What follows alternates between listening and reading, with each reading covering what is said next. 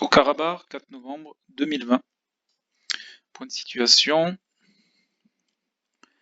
Secteur nord. La localité de Siksarks, à l'ouest de Tartare, a encore été bombardée. Alors, comme on peut voir, c'est une petite localité, mais depuis plusieurs jours, elle est régulièrement bombardée. Je ne sais pas ce qu'il y a sur ce secteur, mais on peut noter ça depuis ces quelques jours. Au front ouest, il y a également eu beaucoup d'échanges entre fantassins dans ce secteur-là, des échanges de tirs.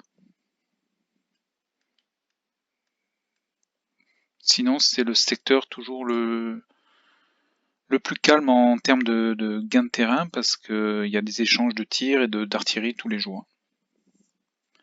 Secteur sud, plus précisément sur Lachin.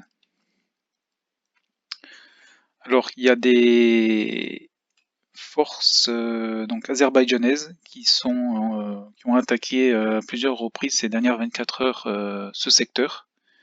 D'après une source arménienne, toutes les attaques ont été repoussées par les séparatistes et les Azerbaïdjanais auraient perdu donc 3 chars et 2 véhicules blindés. Donc, comme je vous l'avais déjà montré, c'est un secteur où les unités blindées vont avoir relativement du mal à évoluer parce que c'est un terrain qui est quand même très accidenté, comme vous pouvez le voir. Et c'est comme ça jusqu'au village de la Chine. Vous voyez les petits terrains, petites routes vraiment où il est très difficile d'évoluer avec des blindés. Et ensuite le village de la Chine qui est en hauteur. Donc violent combat ici et pour l'instant les forces azéries auraient été repoussées. Secteur centre. Alors hier je vous parlais d'une zone où il y avait de violents combats. Donc c'était dans le quadrilatère bleu.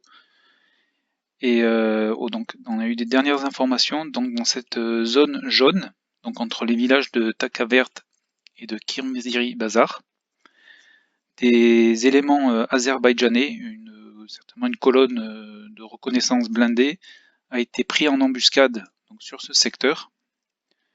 Et plusieurs véhicules blindés donc azéris ont été détruits et plusieurs soldats tués sur ce secteur-là. Donc vous voyez les petites routes là. Bon, après c'est un secteur et c'est un terrain idéal pour les embuscades ici. C'est très accidenté, comme vous pouvez voir. Ça monte, ça descend. Les routes ne sont pas forcément bien praticables. Beaucoup de végétation aussi, donc c'est vraiment un terrain idéal pour tenir les embuscades. Une vidéo a été diffusée au sud de Martouni, ici, où on voit un char arménien de type T-72 détruit par un drone. Donc ça s'est passé ici. Donc il y a un premier tir sur le char, ensuite il se déplace et le deuxième tir lui est fatal.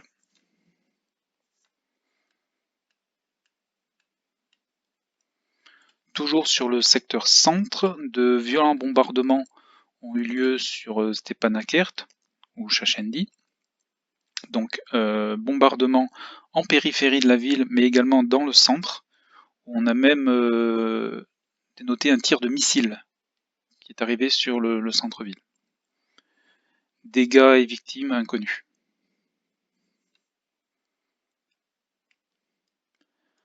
Ensuite, le secteur très chaud en ce moment, c'est autour de Choucha.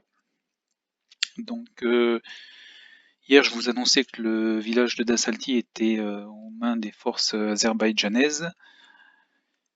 Alors ça a été le cas. Et à minuit, heure locale, un assaut a été donné en direction de Chouchi. Mais avant toute chose, je vais vous montrer quand même que c'est un terrain, encore une fois, extrêmement difficile, puisque au pied de ce village, en fait, il y a une montagne comme une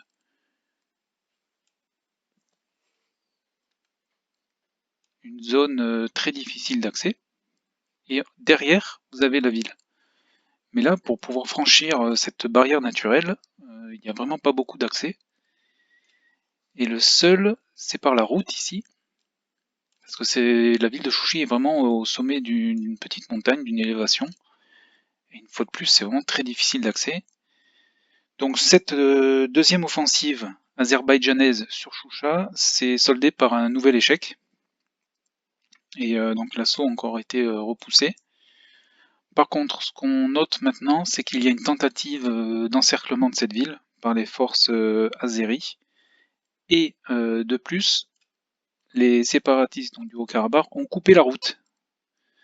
Cette route-là, alors pourquoi c'est important? Parce qu'en fait, c'est la route qui, je vais vous faire voir, où est-ce qu'elle va cette route? Eh bien, cette route, elle arrive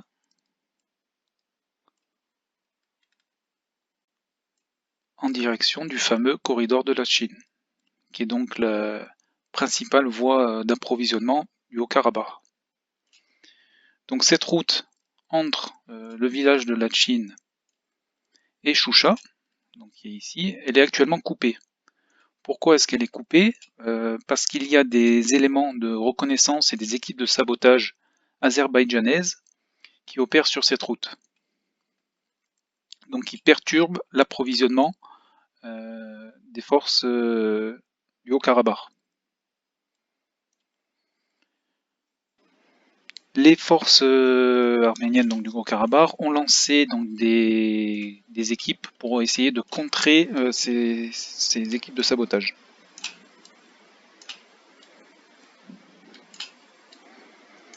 Donc comme vous pouvez voir, cette route il y a beaucoup de lacets, c'est pas une route qui est droite, c'est très sinueux. Hein.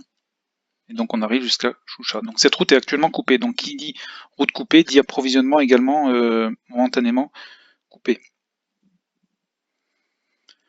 Voilà pour l'aspect tactique de ces dernières 24 heures. Au titre des informations plus générales, ce qu'on peut noter, c'est qu'il y a une stratégie, une tactique qui est assez similaire des deux côtés, dans la mesure où les deux armées utilisent des petits groupes de reconnaissance et de sabotage derrière les lignes ennemies. C'est vraiment fréquent des deux côtés. Au niveau donc des dernières vidéos, une vidéo arménienne montre de nouveaux prisonniers syriens, dont un des prisonniers qui serait originaire de la région de Jisr Shuktur en Syrie et du village de Ziediye, qui affirme être rémunéré 2000 $ par mois pour venir combattre ici. Encore une fois, ça c'est une information donc arménienne qui n'a pas été confirmée par l'Azerbaïdjan, mais des vidéos d'interrogatoire circulent. Au niveau des drones abattus, donc on a un AN-2 azerbaïdjanais qui a été abattu. C'est un avion de type ancien qui est transformé en drone. Et apparemment, donc ce serait une stratégie azerbaïdjanaise d'envoyer en fait ce type d'appareil, donc qui est assez lent et qui est facilement détectable par la DCA. Et ce type d'avion en fait serait autonome. Il permettrait en fait de localiser la DCA arménienne pour ensuite la localiser et la détruire avec des drones. Donc c'est une stratégie tout à fait plausible. Voilà pour le 4 novembre. Merci, à bientôt.